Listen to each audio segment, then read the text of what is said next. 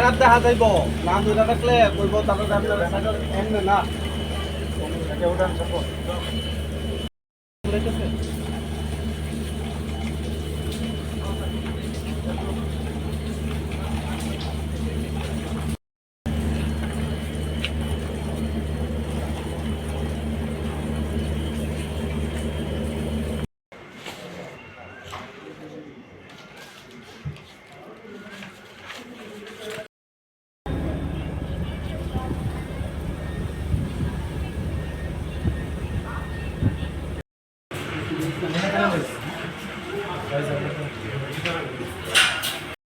কিসের উদ্দেশ্যে কোন জায়গায় যাচ্ছিল তারা?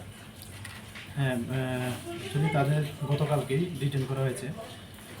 গতকালকে আমাদের ভোরবেলা 6টার দিকেই মানে একটা ট্রেন ছিল যেটা আগরতলা টু সেকেন্দ্রাবাদ। তো এটা মানে জরুরি কারণবশত এটা লেট চলছিল রাত্রে। তো এটা রিশিডিউল হয়েছিল রাত্রেবেলা 11:30টার দিকে। তো যথারীতি আমরা প্রত্যেক দিনের মতোই আমরা জিআরপিএফ এবং আরপিএফ থানা মিলে চেকিং করছিলাম।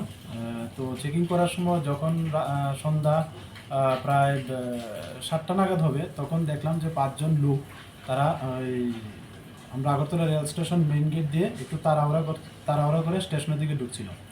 তারপর তাদের দেখে সন্দেহ হয়। তো সন্দেহ হতে আমরা তাদেরকে ডিটেন করে তাদের পরিচয় জানার চেষ্টা করি। তো প্রথমে তারা বলেছিল যে তারা ভারতীয়, কিন্তু যখন আমরা ইন্টারোগেশন স্টার্ট করি তখন দেখলাম যে না, এদের মধ্যে 4জনই বাংলাদেশের এবং একজন ইন্ডিয়ান।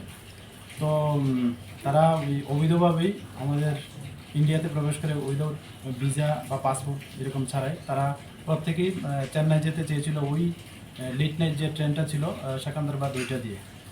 তো তারা রাত্রেবেলা যে 11:30 রিশিডিউল হয়েছিল ওইটা দিয়ে তারা ওই চেন্নাই যেতে চেয়েছিল সবাই। তাদেরকে কি আজকে আদালতে তোলা হবে? হ্যাঁ, আজকে তাদের মহামান্য আদালতে তোলা হচ্ছে এবং আমরা পুলিশ রিমান্ড চেয়েছি। তো তাদের আবারও আমরা ইন্টারোগেশন করবো এবং নিশ্চয়ই তার থেকে কিছু না কিছু বেরিয়ে আসবে। কতদিনের পুলিশ রিমান্ড?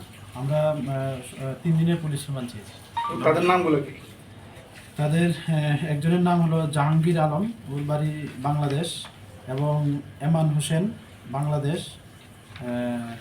তারপরে আছে 3 নম্বর যে উমরান হোসেন বাংলাদেশ, রিয়াদ হোসেন বাংলাদেশ, আর একজন যিনি আমাদের ইন্ডিয়ান উনি হলো রফিকুল ইসলাম। ইন্ডিয়ান যে রয়েছে উনি ওনার সাথে হ্যাঁ, এখন পর্যন্ত এটাই বোঝা যাচ্ছে, উনি নিয়ে এসছেন। কেসের ধারাটা কি? এটা আছে আইপিসির বিভিন্ন ধারা আছে এবং আইপিপি অ্যাক্ট, পাসপোর্ট অ্যাক্টে আছে এবং ফরেনার একটাও আছে এটার মধ্যে।